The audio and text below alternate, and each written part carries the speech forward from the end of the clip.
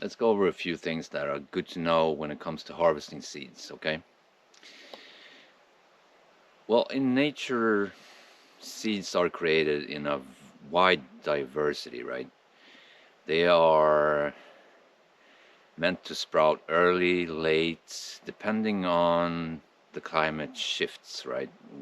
Some summers are warmer, some are colder, right? So if it sprouts too early, it might freeze, and if it sprouts too late, it's not gonna reproduce, right? It's not gonna produce any more, and it's not gonna have time to produce any more seeds, basically, right? So in this attempt to reach diversity, you also get certain losses of properties that you have with plants, right? So you need to consider that. I mean, let's take for an example a plant you have that is self-fertile, right? There's a lot of plants that are self-fertile, right? And if they produce a seed, they may lose the property of self-fertilization. They're not going to be self-fertile anymore, right? So uh, you need to do a pros and cons, pros and cons, right? When it comes to this, because seeds are really good for producing edible vegetables and things like that, right? That are not perennial, for an example. However, when it comes to apples, cherries, perennial plants in general, right?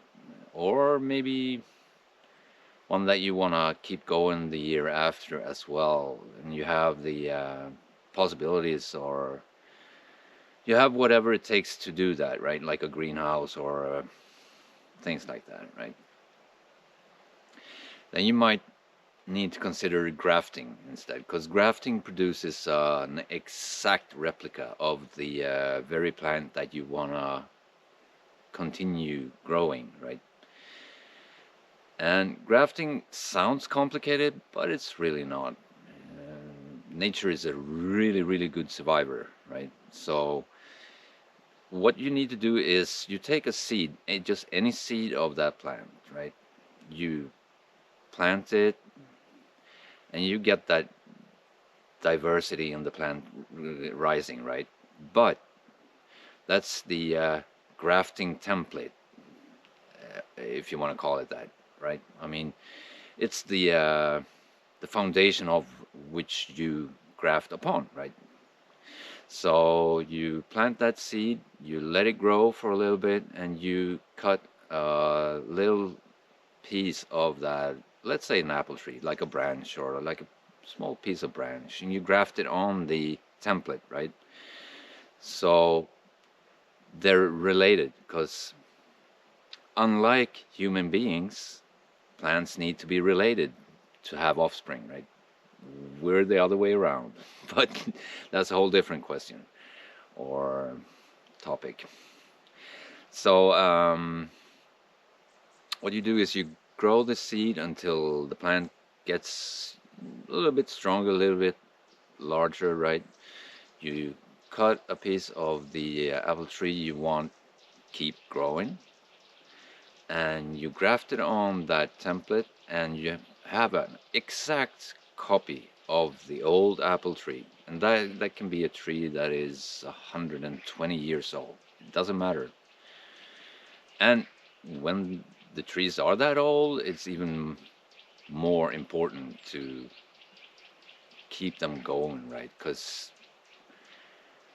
for some reason you're preserving the original plants or the original apple that you love to eat, right? It's pretty simple. And well,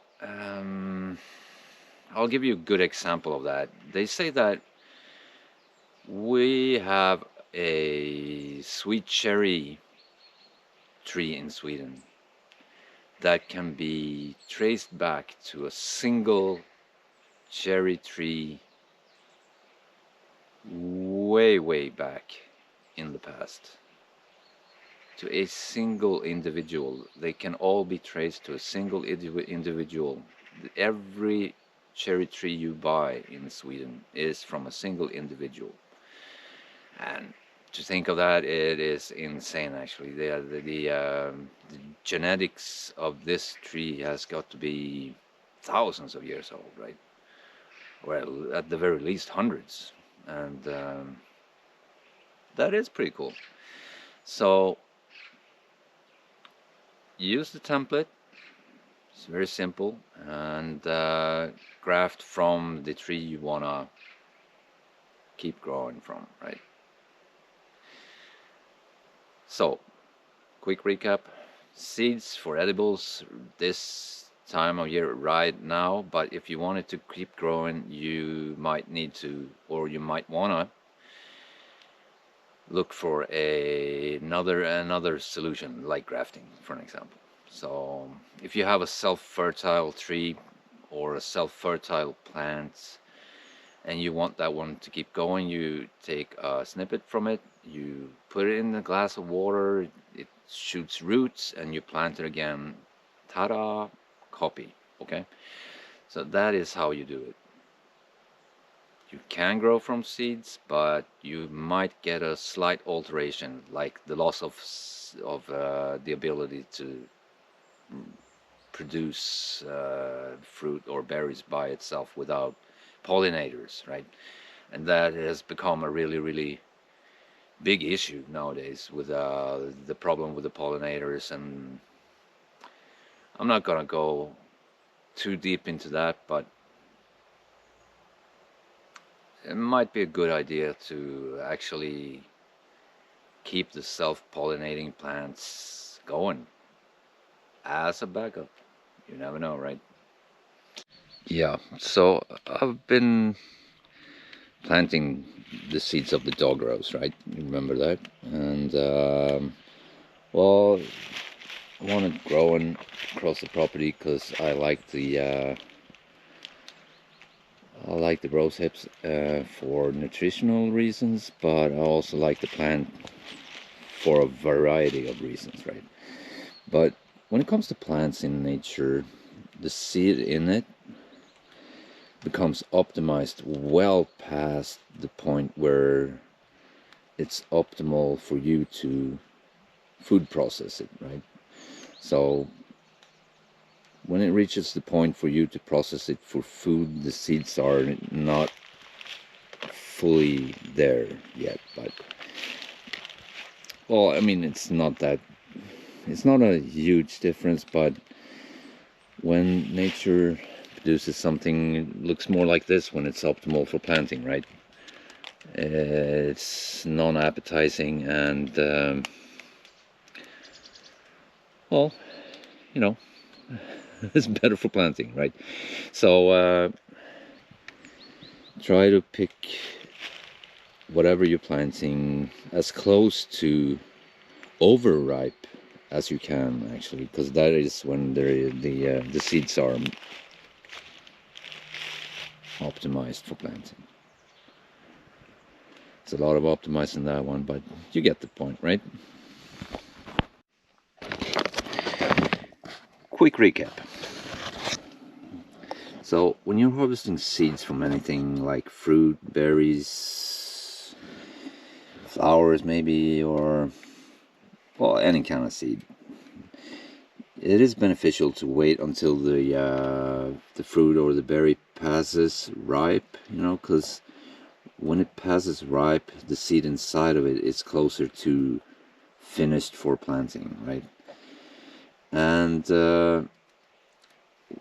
well, past ripe, everybody knows past ripe. I mean, it goes a little bit mushy, looks unappetizing, and it increases the chance of success. I mean, it's not like it is impossible to plant it if it's not past ripe, but you increase the chances of success, and I would say that is really good. So, choice is yours, but try to find seeds that are past ripe when you do things, right? And you can set a few plants to the side that you decide they are gonna provide you with the seeds for next season, right? And you let them grow to full maturity, and you pick the fruit or veggies when it passes ripe. That way you're gonna have more life viable strong seeds. Well, but like I said, it's not a must, but I recommend it. All right. So that's all I had about seeds. All right. Later. So if you like the content, share, like, subscribe. You know, maybe not in that order, but you know the thing. You know the drill, right? I mean, you've been around for a while, so yeah. And see you later.